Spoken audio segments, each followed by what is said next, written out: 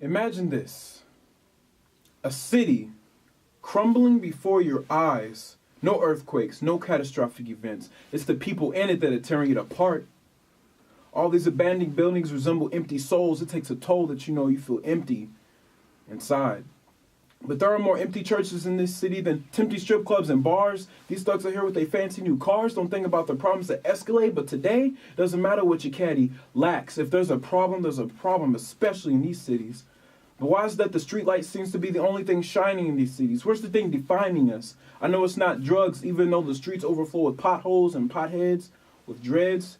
No wonder your head is so twisted, man. We need God in these cities. But sometimes I wonder, how far does this madness have to go before something is done about it? People just don't understand how merciful God is. He has destroyed cities completely with only one warning ahead of time. Nehemiah chapter 1 verse 3, and they said unto me, those who survived the exile and are back in the province in great trouble and disgrace. The walls of Jerusalem are broken down and its gates have been burned with fire.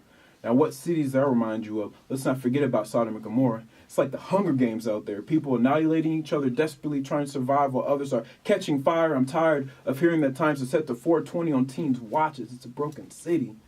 These cities are filled with broken deeds, needs, broken teens, with dreams. To see, we need God in these cities. People have the audacity to think that they live in a perfect kingdom, but the truth is they're only free, dumb. They don't have that correct mentality to realize we are incarcerated in our own broken cities. Where did this come from? Where's hope? We need some. I would like to think that these problems could be saved with a perfect kiss of love, but imagine this. Civilization started from the bottom. Now it's here. Started from the bottom, now the people live in fear of each other. Gang violence continues to rise just as the smoke from their gun does. Gangs make their mission to gang up on anything that moves and choose to go to their cribs so they can plot out how they shed more bloods, get more advice on how to be lords. They hold their Glock 9s until it's time to get trigger happy and point their death machine at point blank pistol range as the bullet stains unites with the victim's brain. Bang, bang, end up dead. It's amazing how things can change when you get that gun involved. But we people should not stop until these problems are solved. Find the cause through God's righteous anger with his iron fist. So imagine this. One thing these cities lack is unity. Why do gangs have more unity than we do?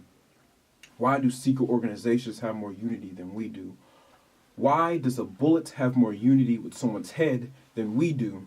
Words from a book have more unity than we do because they stick together, and yet there are people out in the world desperately trying to find a solution to a solution and end up starting a revolution. You see, the solution to these problems is us. We are the solution, so let us salute to God for allowing Moses to part the Red Sea, desperately fleeing from a broken city, for allowing Joseph to bring hope and life into a broken city, even from behind bars, for allowing Joshua to vanquish a broken city just by walking aimlessly and sounding trumpets that eventually sunk its base to the ground. The walls of Jericho came tumbling down, all because of the unity with God, so stay calm. So from now on, there is no more change is coming, everyone, or change is right around the corner. No. Change is here, on this stage, on all stages, with people making a difference. So the question is, what are you prepared to do to see that change heals these broken cities?